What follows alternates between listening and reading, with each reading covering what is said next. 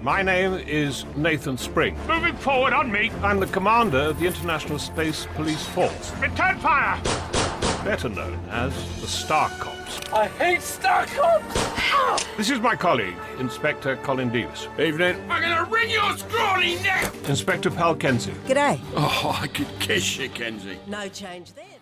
Hi, and welcome to the show. Today we're going to be starting Star Cops, the audio Big Finish line. And we're going to be beginning with the first release called Mother Earth 1. Or Part 1, I guess. The first one we're going to be talking about is One of Our Cops is Missing, written by Andrew Smith and released in 2018. So a few years ago now, really. 4 at the time of recording this. So I didn't catch the original transmission of Star Cops on TV. For those who don't know, it was only one series of it, and it was created by Chris Belcher, who was a writer on Blake 7 and Doctor Who. He did The Robots of Death and The Face of Evil, I think, in Doctor Who, and a number of Blake 7. It was cool to... Also, I only watched it last year, really, so the TV series, so it was really cool to get into this Big Finish. I was a bit nervous about, I was just hoping it wasn't crap, basically. But we'll get into that later. So, yeah, we'll jump right into it then. So the first thing you hear is... was it a new character called Paul Bailey, who is played by Philip Olivier, apparently, who also plays Hex in Doctor Who than the Big Finish. So yeah, it's quite cool. He does have a cool accent. I like it. And so yeah, it starts off with him. He works on the ground as a cop, an undercover cop. And he's undercover at the minute in a gang, I guess. We sort of hear him. I think they've lost track of him, of where he is, I guess. Hence, one of our cops is missing. I didn't realise at first, but his superior is a character called Brian Lincoln, who is actually in the first ever television episode of Star Cops. So that was... To bring him back was pretty cool, really. Like, I didn't expect them to do that in any way. And he does have a big part in this episode. He's played by Andy Secombe, who, interestingly, played Watto in Star Wars, the prequels. It's quite cool, I guess. I didn't realise he did that. So basically, Paul Bailey, the undercover agent, gives Brian Lincoln a call to show Brian that he is on the moon. At which point Brian then goes to Nathan Spring, and who's the commander of the Star Cops, and obviously they have a base on the moon base, and to ask him for his help, basically. And obviously they were old friends in the first one. I think Brian took Nathan's original job before the Star Cops as well, so they go back quite a long way. Anyway, yeah, so Nathan, decides to help with the missing cop, basically. I will just talk about the writer here, Andrew Smith. I was really looking forward to this one because he wrote Doctor Who Full Circle, the classic series, and I really like that episode. He also came back to Big Finish to do like a trilogy where the Fifth Doctor, Tegan and Issa, I believe, actually returned back into E-Space, which I think is with Turlo as well, maybe. But yeah, they get back to the E-Space. So I was really looking forward to Andrew Smith writing this. It's alright. It's not. I'd say it's quite good, but we'll get to that at the end. We get introduced to Colin Davis again, and just want to say both Nathan Spring, David Calder, and Trevor Cooper, who plays Colin Davis. Both their voices sound fantastic, really. It doesn't seem to... You can't really tell they've aged that much, to be honest. And it's really, really great. We do get introduced to Colin Davis again, having a bit of a back and forth with one of the quote-unquote part-time star cops, and who is... I can't remember her surname, but she's called Priya, along with Paul Bailey. She is one of the new star cops, basically. Anyway, Colin Davis is having a bit of back and forth with her. I guess in the same way he used to with Pal Kenzie, or... It sounds bad, but I can't remember the Japanese lady who was a star cop for a couple of the episodes. You know, the back and forth he used to have with her. Where is she, actually? I don't know. There's kind of no explanation where she is. Maybe they just could have glossed over that. Now, I originally thought that the title of this episode was going to be, like, refer to the fact that David, who was Nathan's sort of deputy, I guess, that he wasn't in it anymore, or what. I thought they were going to at least mention him or say where he went, because there's no explanation. Obviously, the actor died in real life, unfortunately. But yeah, I really did think the title would refer to him, but it turns not. I don't know why. I would have liked something in there. Maybe we'll get something in the future, you know. I'm not too sure. Also wonder where Pal Kenzie was, because she wasn't in it at the start. But we find out later where she is. Oh, we do get a reference to when Colin and Priya are just on Moonbase, I guess, that they are talking. Basically, Priya's investigating a possible sabotage with suit failure. Colin says it's just a malfunction. There is a reference to Wolfhart in one of the last episodes of the television version of Star Cops, and he did sabotage on Moonbase then. So it's quite nice to quote that back in. It just shows that the writers or directors have actually watched the original. There's a new space station, I guess. I can't remember the name of it, but it's being made to propel mankind further into the universe, basically. And there's also this activist group who don't want that to happen, called Mother Earth, which we did get in the original series, but we didn't really we didn't see much of them, or we didn't really know much about them. But it seems like they're definitely bringing it here for like a sort of series arc. I mean, it's called Mother Earth as well, so... But yeah, they're against mankind. They want everyone to stay on Earth and not go out into the galaxy, which is kind of... I thought they were kind of like an ecological group called, Mother Earth when it was in the series. I'm not sure if that's the same here. I guess, really, because they want them to spend the money on Earth, not travel to go away from Earth, basically. It's kind of quite prescient, because obviously at the minute of 2022, especially in Britain, we've got lots of quite, extremist activists, climbing on motorways or something, or, doing lots of extreme left stuff. Now, I don't really believe that Big Finish would allow that to fully happen unless they just don't realise what they're actually doing.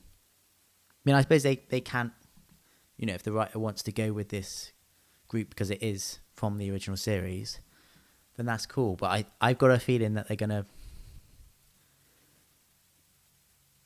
try and make it woke, but without fully understanding what that will do to the story. We'll see what, how Mother Earth as a group are sort of characterized. But at a minute, yeah, that we don't know too much about them. We just know that they're sort of coming. They've been away and they're coming back now as a sort of consistent threat to this new station being built. I also want to talk about the theme tune. I mean, I think you got a little bit of it there at the start, but I couldn't really get it properly. So basically, they've stopped using the theme tune for the show,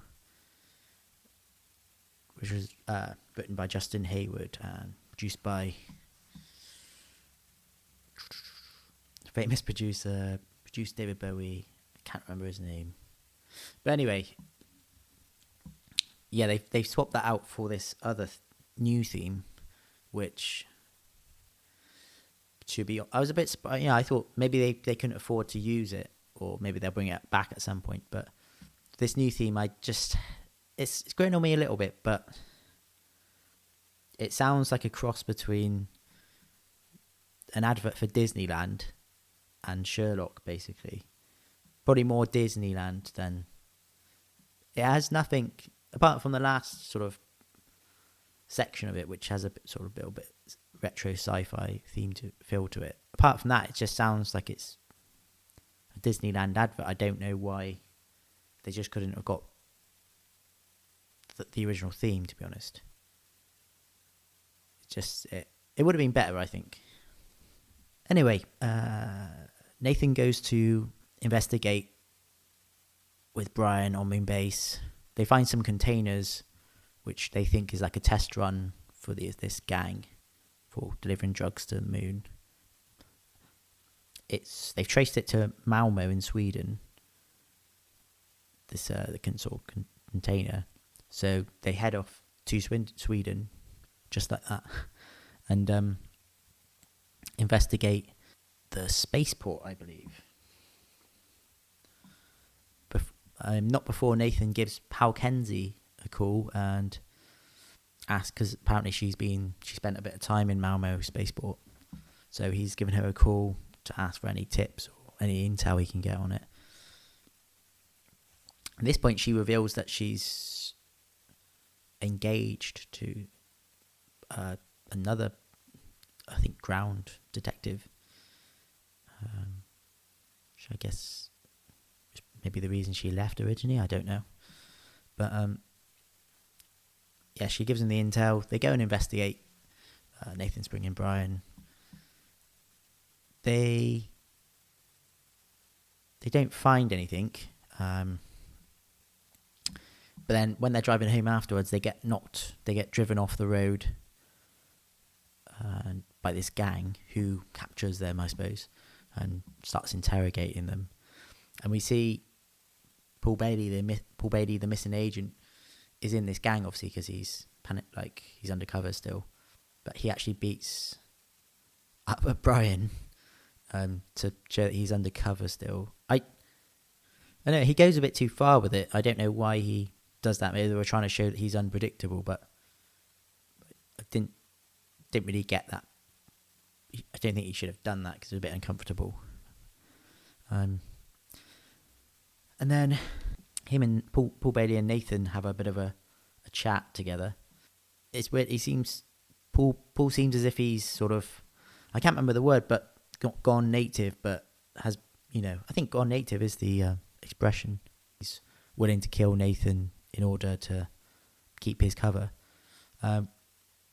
which doesn't turn out to be the case, because then next minute he shoots the leader of the gang and they get out there fine. But Nathan says, "I'll let you have that one, but do it again, and you've had it." At which point he asks Paul to join the Star Cops, which was done a little bit heavy-handedly here, but it was quite good, I guess. I didn't see why he would ask Paul to join. I suppose his undercover skills, but I don't know why at that point.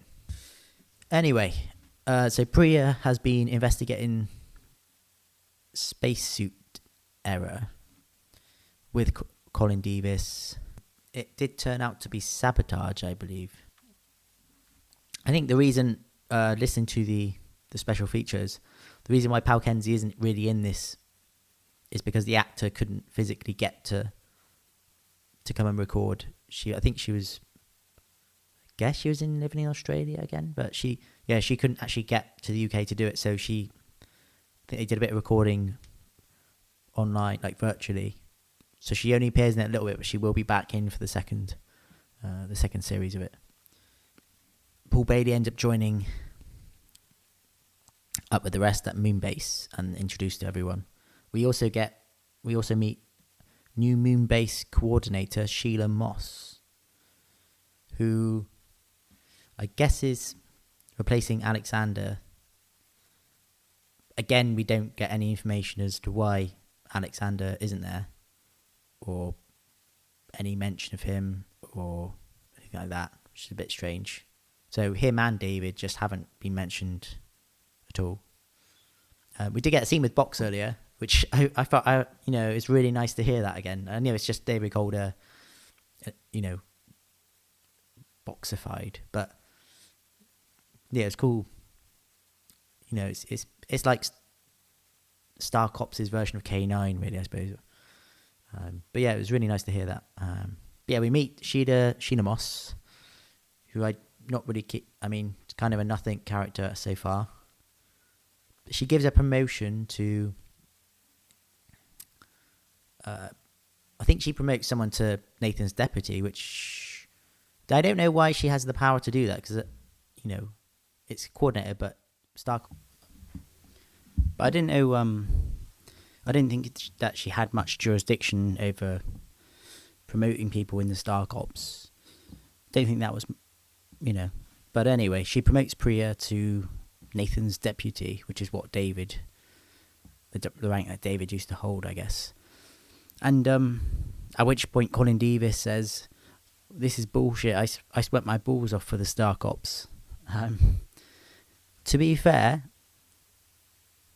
inventing a character the character of Priya, and saying that, oh well, she was really a Star Cop there all along before the other ones. I think as the audience, it's hard to believe, because obviously we've seen all the other characters and we've had a whole series, seeing them on screen and getting used to them. And it's far more believable that actually Colin Davis would probably be promoted. I think that was a bit of a mistake to do that, because as the audience, I kind of disagree. We've never seen or heard anything from this character. Not only that, but the fact that she's supposed to be, I guess they're picking her because of her experience, but really she isn't played as if she's a really experienced Star Cop. She's very nervous, and I think that was a mistake to write the character like that, or maybe and or either or act that way, just because it's not that believable for the audience. So it's kind of a nothing character, really. I don't want to say she's a Mary Sue, but it has that ring to it, really, for me. But also we get that see, this is the part where I was hoping that, obviously it was made in 2018, this audio. I was hoping that it wouldn't bring any politics or woke things into it, but I think it has. It's in danger of doing it, and I think that's kind of the only part that ruined it for me, really, because I just want to escape all that, and I guess that's what's good sci-fi and stuff kind of is, escapism, really. But anyway, we get that Paul Bailey's character is in a throwaway line, really, that has nothing to do with the story. I think Colin Davis says, "Oh, the girls will be all over you," or something, and he says, "Actually, no, but I'm gay," or something. It's just, making like a character, like main character is gay is fine, but if you're doing it in such a throwaway, lazy fashion, I mean, it really feels forced in there. And again, a bit like Priya, she's kind of this sort of shoehorned in character that we're led to believe is more experienced than all the actual characters that we've seen over a whole series. It's just not believable, and it's just poor writing. And I really hope that the rest of it isn't woke. Not just for myself, but just because I really like the show, and I think the characters, you can really do a lot with this format, and these kind of, you can tell a lot of different stories. I just think that having him be gay is just like in that way. It's just poor writing, and I think it is a sort of sign that it does have some forced sort of politics in there, forced diversity. That's it. But hopefully, hopefully they've had their little bit of fun with it now, and we get to we just get to hear some good stories and some good writing, really. I think that's pretty much it. I mean, it is on the scoring for this episode is on timescales now, so the rating on there for this one is 8.7 out of 10. I think overall it was a good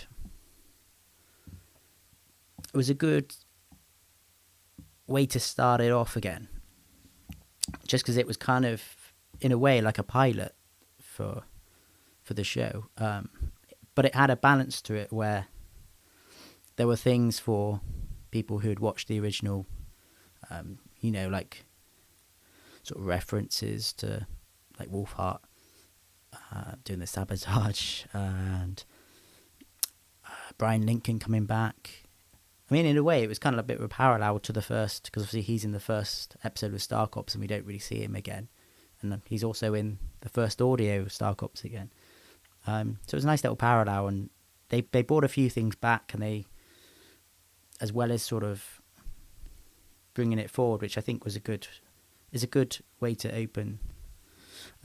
Negatives, I think just the bit at the end, really, just the politics and the forced diversity in the writing. That for me is where the writing's, like modern writing in the last sort of 10 years, has gone just completely. I mean, it's destroyed entire franchises, really. I just hope it doesn't. It'd just be a shame, because it'll just be one last thing that anyone cares about, which really there isn't much left in culture, really, is there? It's all pretty much been destroyed, but yeah, I mean, so for me, I'm gonna rate this 7.7 out of 10. I think it's a good start, and hopefully, it'll get better after that. I guess the main arc for this box set is going to be focusing on Mother Earth, which is like the activist group that was mentioned in the series, but sort of not for too many episodes. So we'll see how that unfolds. Cool. Yeah, if you like this podcast, then give it a like, give it a share, and I'll see you next week.